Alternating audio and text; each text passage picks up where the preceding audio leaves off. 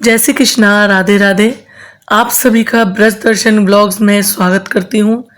आशा करती हूँ आप सभी बहुत अच्छे होंगे।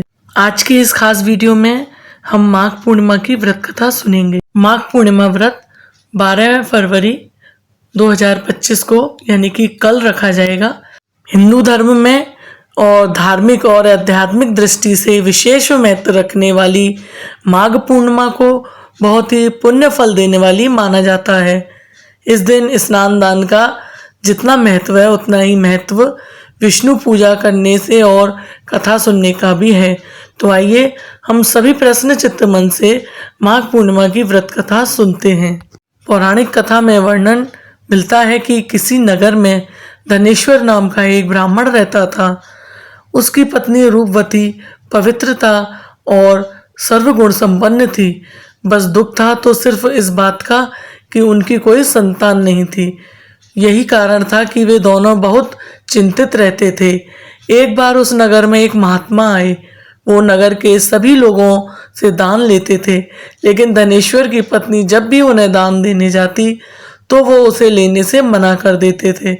एक दिन धनेश्वर ने उन महात्मा के पास जाकर पूछा, हे महात्माजन, आप नगर के सभी लोगों से दान लेते हैं, लेकिन मेरी पत्नी के हाथ का दान क्यों नहीं स्वीकार करते?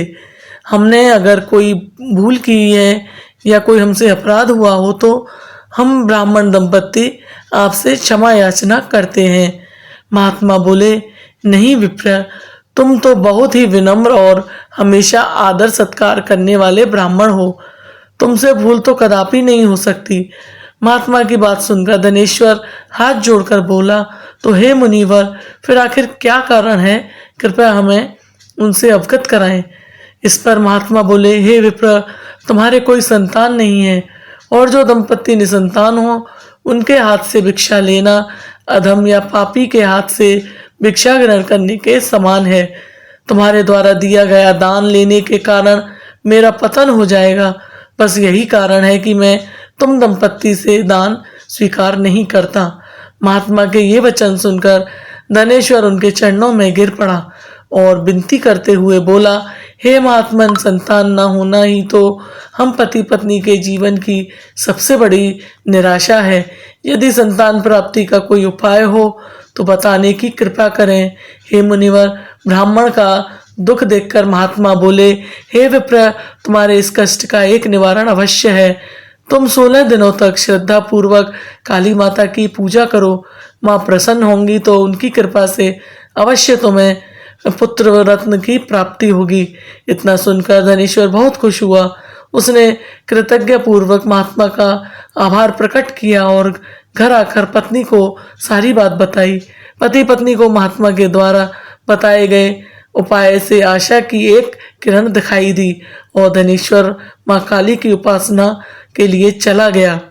ब्राह्मण ने पूरे 16 दिन तक काली माता की पूजा की और उपवास रखा। उसकी भक्ति देखकर और विनती सुनकर माँ ब्राह्मण के सपने में आई और बोली, हे धनेश्वर, तू निराश मत हो। मैं तुझे संतान के रूप में पुत्र रत्न की प्राप्ति का वरदान देती हूँ, लेकिन 16 साल की अल्पायु में ही तेरे पुत्र की मृत्यु हो जाएगी। काली माता ने कहा कि यदि तुम पति पत्नी विधि पूर्वक 32 पूर्णिमा का व्रत करोगे तो तुम्हारी संतान दीर्घायु हो जाएगी। प्रातःकाल जब तुम उठोगे तो तुम्हें यहाँ आम का एक वृक्ष दिखाई देगा। उस पेड़ के एक फल तोड़ना और ले जाकर अपनी पत्नी को खिला देना। शिवजी की कृपा से तुम्हारी पत्नी गर्भवती हो जाएगी। इतना कहकर माता अंतर्ध्यान हो गई। प्रातःकाल जब धनेश्वर उठा तो उसे आम का वृक्ष दिखा जिस पर बहुत ही सुंदर फल लगे थे। वो काली माँ के कहे अनुसार फल तोड़ने के लिए वृक्ष पर चढ़ने लगा। उसने कई बार प्रयास किया लेकिन फिर भी फल तोड़ने में असफल रहा। फिर उसने विघ्नहर्ता श्री गणेश जी भगवान की सिमरन किया और गणपति की कृपा से इस बार वो वृक्ष पर चढ़कर फल तोड़ लाया। धनेश्वर ने अपनी पत्नी को वो फल दिया जिससे खाकर वो कुछ समय बाद गर्भवती हो गई। दंपत्ति काली माँ के निर्देश अनुसार हर पूर्णिमा पर दीप जलाते रहे। कुछ दिन बाद भगवान शिव की कृपा हुई और ब्राह्मण की पत्नी ने एक सुंदर बेटे को जन्म दिया, जिसका नाम उन्होंने देवीदास रखा। जब पुत्र 16 वर्ष का होने को हुआ तो माता पिता को चिंता होने लगी। इस वर्ष उसकी मृत्यु निश्चित थी। दंपत्ति ने देवीदास के मामा को बुलाया और कहा, तुम देवीदास को विद्या अध्ययन के लिए काशी ले जाओ और 1 वर्ष बाद वापस लाना। दंपत्ति पूरे आस्था के साथ पूर्णिमा का व्रत कर पुत्र की दीर्घायु होने की कामना करते रहे। इधर काशी प्रस्थान के बाद मामा भांजे एक गांव से गुजर रहे थे। वहां एक कन्या का विवाह हो रहा था, परंतु विवाह होने से पूर्व ही उसका वर अंधा हो गया। तभी वर के पिता ने देवीदास को देखा और मामा से कहा, तुम अपना भांजा कुछ समय के लिए हमें दे दो, विवाह संपन्न हो जाए उसके बाद ले जाना। यह सुनकर मामा ने कहा, यदि मेरा भांजा ये विवाह करेगा तो कन्यादान में मिले धन आदि पर हमारा अधिकार होगा। वर के पिता ने मामा की बात स्वीकार कर ली और देवीदास के साथ कन्या का विवाह संपन्न हो गया। इसके पश्चात देवीदास अपनी पत्नी के साथ भोजन करने बैठा, लेकिन उसके उस थाल को हाथ नहीं लगाया। यह देखकर पत्नी बोली, स्वामी आप भोजन क्यों नहीं कर रहे हैं, आपके चेहरे पर ये उदासी कैसी? तब देवीदास ने सारी बात बताई। यह सुनकर कन्या बोली, स्वामी मैंने अग्नि को साक्षी मानकर आपके साथ ही फेरे लिए हैं, अब मैं आपके अलावा किसी और को अपना पति स्वीकार नहीं करूंगी। पत्नी की बात सुनकर देवीदास ने कहा, ऐसा मत कहो, मैं अल्पायु हूँ, कुछ ही दिन में 16 वर्ष की आयु होते ही मेरी मृत्यु निश्चित है। लेकिन पत्नी ने कहा, जो भी हो उस मेरे भाग्य में जो लिखा होगा वो मुझे स्वीकार है। देवीदास के बहुत कहने पर भी जब वो नहीं मानी तो देवीदास ने उसे एक अंगूठी दी और कहा, मैं विद्या अध्ययन के लिए काशी जा रहा हूँ, लेकिन तुम मेरे जीवन मरण के बारे में जानने के लिए एक पुष्प वाटिका तैयार करो, उसमें भांति भांति के पुष्प लगाओ और उन्हें जल से सींचती रहो। यदि वाटिका हरी भरी रहे, पुष्प खिले रहे तो समझना कि मैं जीवित हूँ, और जब वाटिका सूख जाए तो मान लेना कि मेरी मृत्यु हो चुकी है। इतना कहकर देवीदास काशी चला गया।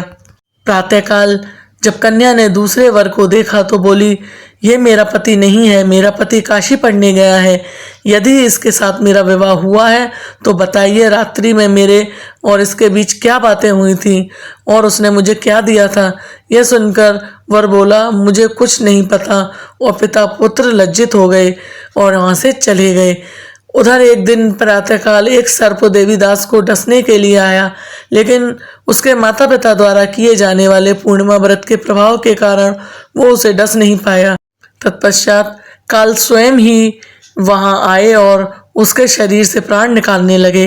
देवीदास मूर्छित होकर गिर पड़ा। तभी वहां माता पार्वती और शिव जी आए। देवीदास को मूर्छित देखकर देवी पार्वती बोली, हे स्वामी, देवीदास की माता ने 32 पूर्णिमा का व्रत रखा था, उसके फलस्वरूप कृपा आप इसे जीवन दान दें।